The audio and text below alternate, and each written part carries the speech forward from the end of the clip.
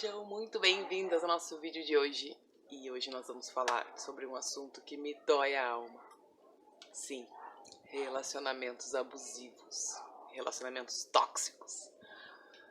E quem já não teve um desses, hein? Bom, primeiro a gente tem que entender que muitas vezes a gente passa por esses relacionamentos e não percebe que tá passando. Que essa é uma dificuldade quase que geral do ser humano. Por quê? Vamos entender como é que se consolida esses relacionamentos tóxicos.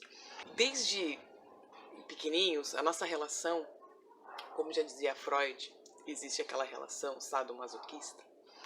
Nesses estudos, Freud descobriu que desde sempre, desde que nos tornamos gente, o nosso inconsciente ele já entende que dependemos do outro para gente viver. Depende do que os nossos pais os nossos cuidadores estão fazendo pra gente, para conseguir andar, para conseguir comer, para suprir as necessidades básicas. Depois, a gente entende que a gente precisa das pessoas para suprir nossas necessidades emocionais. E a gente tem essas pessoas como os nossos heróis, né? Mas a gente é acostumado a ser manipulado no sentido de que as pessoas sempre nos dizem e nos ensinam o que e como a gente deve fazer. Então, no nosso inconsciente, isso sempre fica gravado. Então, é muito fácil da gente cair num relacionamento abusivo por causa deste detalhe. Porque desde criança, a gente pensa e a gente tem no nosso inconsciente que a gente vai ser mandado, educado, manipulado por alguém. A gente está sempre esperando que o outro vá nos ensinar, nos mostrar o caminho, sentirmos amados ou não, queridos ou não. Então é por causa dessa relação que muitas vezes os relacionamentos tóxicos, abusivos, eles acabam se tornando como algo comum dentro da sociedade. A gente não entende, a gente não enxerga que aquilo é abusivo. Por quê? Eu vou contar uma história. A minha mãe é uma narcisista. Eu vou falar sobre essa característica, esse caráter narcisismo num outro vídeo. Muitos de nós temos ou tivemos pais narcisistas. Quando a gente tem esse tipo de relação com os nossos pais, onde o nosso pai tem um temperamento deste, e acaba que sempre nos manipula de uma forma ou de outra, nos desmerecendo, nos colocando para baixo, pois eles estão sempre no centro, né? A criança nunca é o centro. A gente acaba vivendo uma relação abusiva desde a infância. Então, para muitas pessoas, como para mim, eu tinha como normal um relacionamento abusivo. Porque eu era acostumada a ser criticada, menosprezada, ser manipulada pelos comportamentos da minha mãe. Ter aquela sensação de incapacidade, de não me sentir boa o bastante, porque por causa de críticas excessivas, excesso de autoridade. Então, como eu percebi isso, as minhas dores muito cedo, eu tive muitos problemas na infância. Meu pai era alcoólatra, meu padrasto era dependente químico e vários abusos, violências, minha mãe apanhar, processos muito pesados, assim. E aí o que aconteceu? Desenvolvi o problema de visão, astigmatismo, hipermetropia, e comecei a usar óculos lá com meus 7 anos, finalzinho da nossa formação, da nossa personalidade. Passando processos por processos, eu sempre fui a fleumática da família, sempre tive muita ação, né? Eu era muito agitada, aquela criança, claro, essa menina tem problema, é isso, é aquilo. Mas com 15 anos eu já comecei a perceber meus problemas, minhas doenças. Eu tinha enxaqueca desde muito cedo, tinha esse problema de visão, então eu já sentia muitas dores no corpo. E eu fui atrás disso, né? Comecei a estudar muito cedo sobre a mente, conheci a psicossomática, comecei a estudar Freud, Jung, muito cedo, para tratar as minhas dores. Porque eu vinha de uma educação muito autoritária, eu passei muita dificuldade quando pequena, né? Emocional. Sem estrutura, a base familiar afetada, isso traz para a criança muitos problemas, né? Que a gente vive até a vida adulta. Eu comecei com 15 nos processos de cura.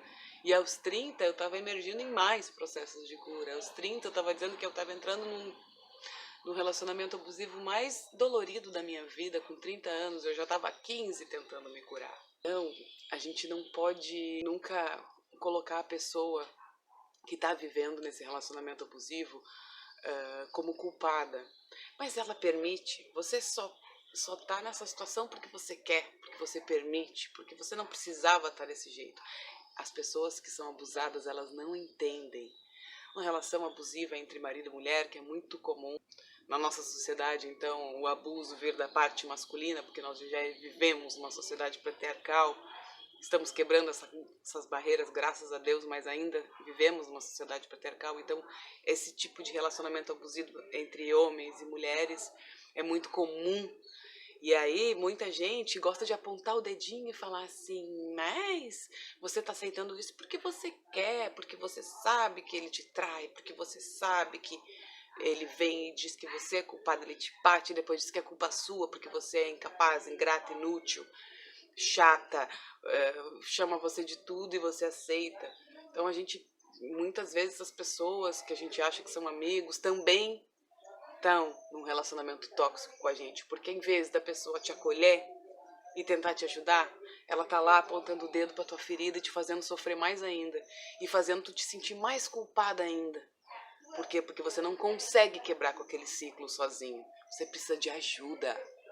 As pessoas que estão em um relacionamento abusivo, elas precisam de ajuda. Mas por quê? Quando tem filhos ainda num relacionamento abusivo.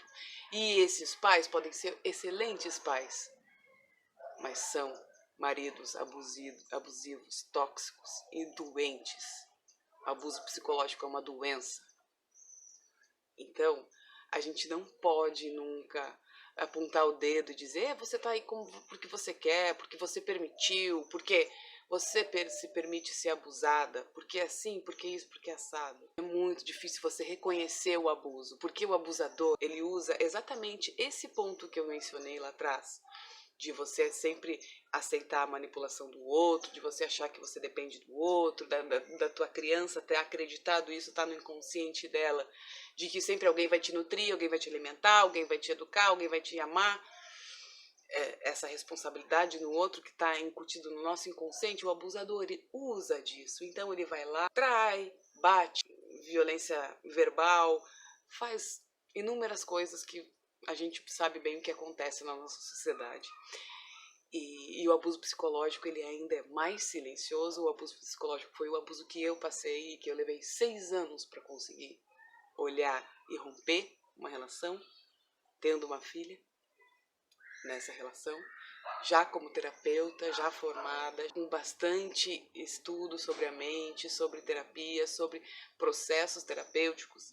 Mesmo assim, foi muito difícil. Por quê? Porque eu tinha, lá na minha infância, uma pessoa que era a figura mais importante para mim, que era a minha mãe, que tinha uma personalidade exatamente igual à do abusador.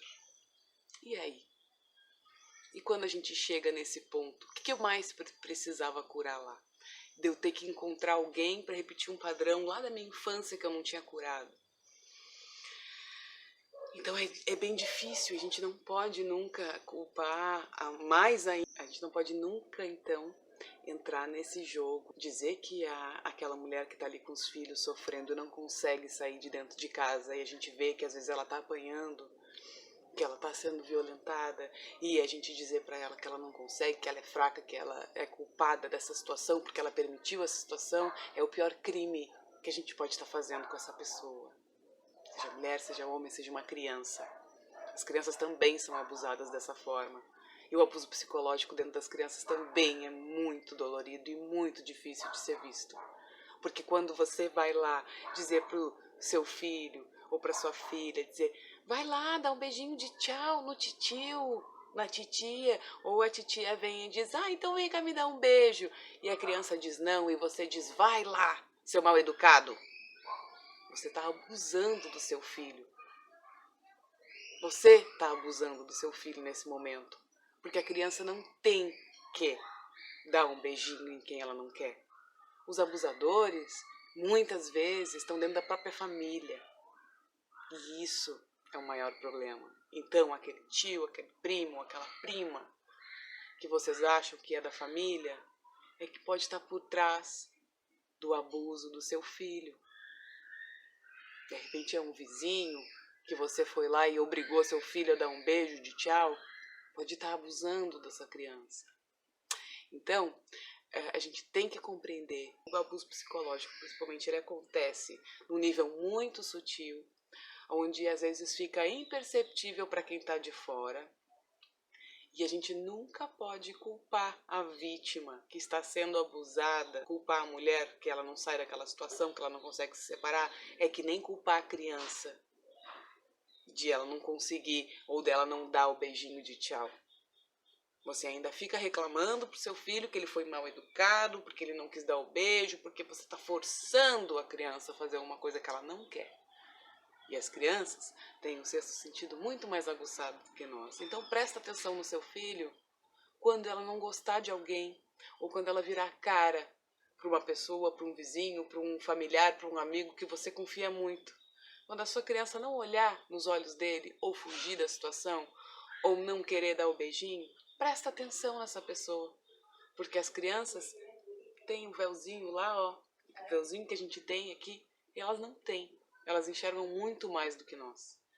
Então, escutem os seus filhos, escutem as suas amigas, seus amigos, quando eles relatarem algum problema desse. Peça ajuda, procure ajuda, peça para alguma instituição social que for um CRAS da sua cidade, que for alguma instituição psicológica que tem atendimento social, denuncie ou faça com que essa pessoa tenha força de se erguer, de ajudar. Porque o que a pessoa abusada perde total é a autoconfiança em si mesma. Ela não se sente capaz de se separar, de sair do abuso, de conseguir ter uma vida, porque a autoestima dela é tão afetada, é tão diminuída, ela se sente tão incapaz, ela desconfia tanto da própria capacidade dela, que ela acha que ela não vai conseguir. Ela nunca acha que ela vai conseguir aquilo ali. E quando o abusador ele abusa mesmo, ele vai lá e faz. E depois ele vem com um monte de carinho, com rosas, com bombons, sendo a pessoa mais amável do mundo, a pessoa abusada que está ali na carência, sem autoestima, querendo ser acolhida, ela cai naquele conto de novo e aí ela fica tentando e se culpando, dizendo: se eu não der mais uma chance, a culpa vai ser toda minha, é o pai dos meus filhos, é a mãe da... Você entende que é um ciclo?